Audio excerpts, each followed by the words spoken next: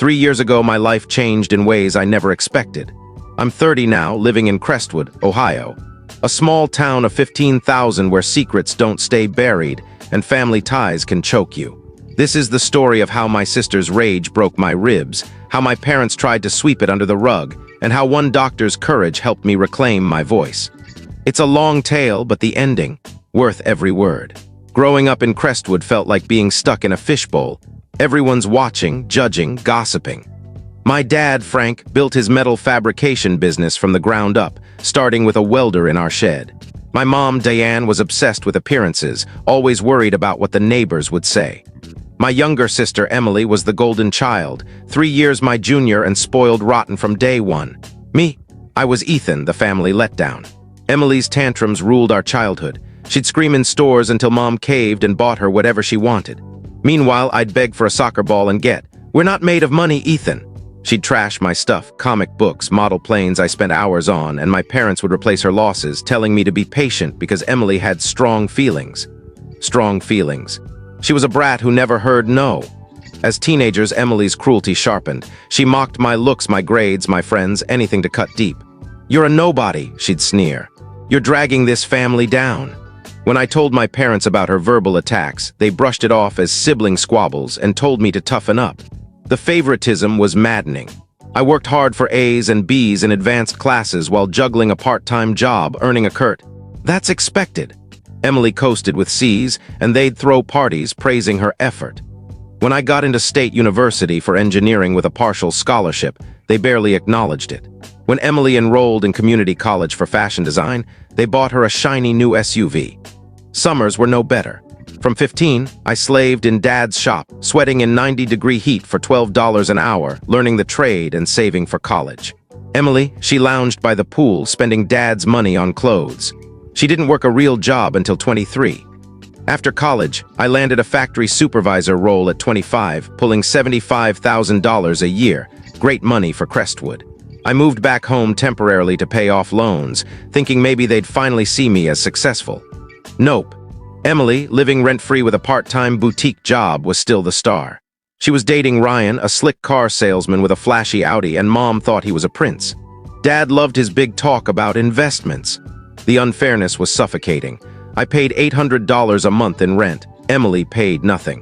My promotions were ignored. Emily's new designer purse was headline news on Mom's social media. "My daughter, the rising star," she'd post. I was invisible. The breaking point came when I got promoted to senior supervisor with a raise to $86,000. I was thrilled, thinking maybe this Sunday family dinner would be different. I'd worked overtime for months, taking on extra projects to earn it. But as I started sharing the news, Emily interrupted, announcing Ryan had taken her ring shopping. Suddenly, my promotion was forgotten. Mom gushed, "Oh, honey, have you thought about wedding venues?" Dad nodded like Ryan was already family. "He's got ambition, that one. He'll give you the life you deserve, princess." I forced a smile.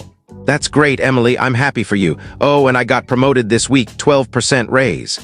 Mom barely looked up from Emily's phone, scrolling through ring photos. "That's nice, Ethan," she mumbled, and that was it.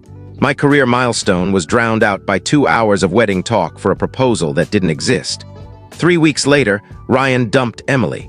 He'd been cheating the whole time, and she found out through his new girlfriend's social media posts. Emily lost it, screaming, crying, smashing things, plotting revenge. Mom and Dad coddled her, offering a lavish Mexico trip to heal. I felt for her at first, getting cheated on hurts, but her entitled meltdown erased my sympathy. She acted like the world owed her a ring. Meanwhile, I was grinding at work, paying rent and getting no support. The double standard was insane.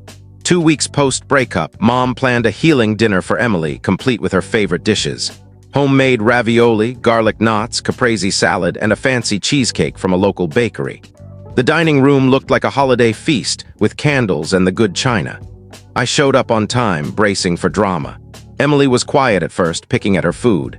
Then Mom started praising her strength in handling the breakup. I nearly laughed. Strength? She'd spent weeks acting like her life was over because a guy she barely knew didn't propose. Emily announced she might move to Cincinnati for a fresh start to meet better men. Mom beamed, offering to fund an apartment. I'd clawed through college with no help, but Emily gets a free ride for a whim. I couldn't stay silent. What's your plan, Emily? You work part-time and live rent-free. Where's this ambition you're talking about? The table froze. Emily glared. I have goals, she snapped. Just because I haven't found my path doesn't mean I'm not driven, I scoffed. Folding clothes 20 hours a week isn't a career. Dad cut in, Ethan, enough. But I was done pretending. She's never worked a full-time job, barely finished high school, and dropped out of college. I'm killing myself at work and I'm still the screw-up, Emily exploded. At least I'm not a boring loser with no life. You're jealous because Ryan wanted me, not you. He didn't want you, I shot back. He cheated and dumped you. You've coasted on Mom and Dad's money your whole life. Mom slammed her hand on the table. How dare you disrespect your sister? But Emily was already up, screaming, You're nothing, a pathetic nobody. She grabbed her glass and threw it at my head. I ducked and it shattered against the wall.